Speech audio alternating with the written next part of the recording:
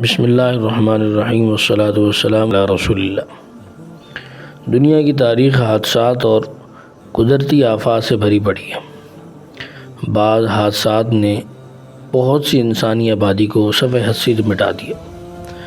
آفات کئی طرح کی ہوتی ہیں، مثلا سیلاب، طوفان، وبائی امراض، لیکن انسانی زندگی پر زلزلے کے اثرات دیگر قدرتی آفات کے مقابلے میں کئی زیادہ خطرناک اور دیر پا ہوتے ہیں۔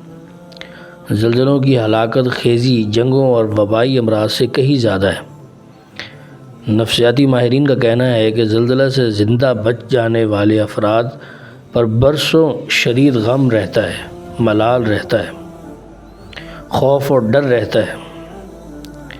ویکیپیڈیا آزاد دائرۃ المعارف کے مطابق ایک اندازہ لگایا گیا ہے کہ اب تک آنے والے زلزلے 8 کروڑ انسانوں کو ہلاک کر چکے ہیں، یا اس سے بھی کئی زیادہ، اور مالی نقصانات کا شاید کوئی حساب ہی نہیں کیا جا سکتا۔ در حقیقت یہ زلزلے اللہ تعالیٰ کی آیات و علامات میں سے ہیں۔ نیپال میں زلزلہ آیا جس کی وجہ سے فلک بوس و عمارتیں دیکھتے ہی دیکھتے زمین بوس ہو گئی۔ اہم اور قدیم تاریخی مقامات، سڑکیں تباہ و برباد ہو گئی، اور مختلف ممالک میں زلزلہ آیا۔ ہندوستان میں زلزلہ آیا، بنگلہ دیش میں زلزلہ آیا، اور کشمیر میں زلزلہ آیا، اور ابھی حال ہی میں جیسا کہ زلزلہ آیا یعنی ترکی اور شام کے اندر جو زلزلے کی وجہ سے تباہی ہوئی، تمام امت مسلمہ غمگین ہے۔ سینکڑوں افراد کی شہادت اور زخمی ہونے کی خبر بہت افسوسناک ہے۔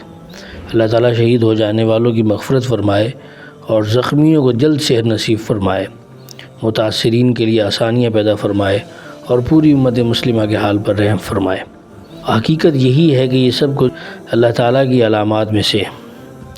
اسلام نام ہے سر تسلیم خم کر دینے کا۔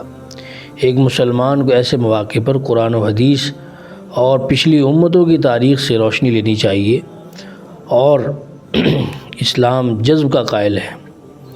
ایسے موقعوں پر بالخصوص قدرتی آفات کے وقت مسلمانوں پر 2 ذمہ داریاں عائد کی، ایک خود کو سنبھالنا اور عقیدے کی حفاظت کرنا، اور دین سے بیزار اور دینی علم سے دور مسلمان بھائیوں کے عقیدے کی حفاظت کرنا کہ کہیں اس تزلزل میں پیدا نہ ہو جائیں، اور اس کے ساتھ ساتھ غیر مسلم برادران وطن کو اسلامی نقطہ نظر سے آگاہ کرنا ہماری دوسری ذمہ داری ہے۔ اس لیے قرآن و حدیث اور تاریخی حوالوں سے یہ دیکھا جا سکتا ہے کہ اللہ تعالیٰ نے کس قدر ہمیں متوجہ فرمایا اور پچھلی قوموں کے ساتھ کیا کچھ ہوا۔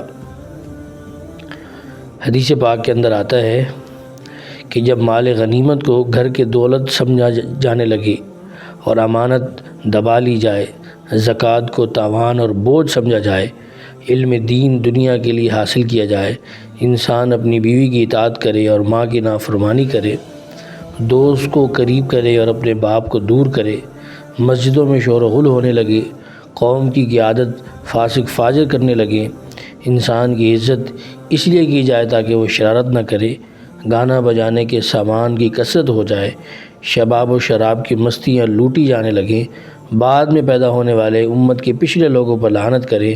فرمایا کہ یہ سب حضور صلی اللہ علیہ وسلم نے ارشاد فرمایا، اس زمانے میں سرخ آندیاں اور زلزلوں کا انتظار کرو، زمین میں دھنس جانے اور صورتیں مسخ ہو جانے اور آسمان سے پتھر برسنے کے بھی منتظر رہو، اور ان عذابوں کے ساتھ دوسری ان نشانیوں کا بھی انتظار کرو جو پے در پے اس طرح ظاہر ہوں گی۔ تو اللہ تعالیٰ سے ہمیں یہ معافی بھی مانگنی چاہیے اس موقع پر، اور قرآن پاک میں اللہ تعالیٰ فرماتے ہیں ما اصاب من مصیبت فبما کسبت ایدیکم، یہ تمہیں جو بھی مصیبت پہنچ رہی ہے تمہارے اپنے ہاتھوں کی کمائی۔ تو جب توبہ کا دامن تھام لیں، اللہ سے معافی مانگ لیں ایسے موقع پر، تو اللہ تعالیٰ حالات بدل دیں گے اور سب کے لیے اللہ تعالیٰ رحمت نازل فرما دیں گے۔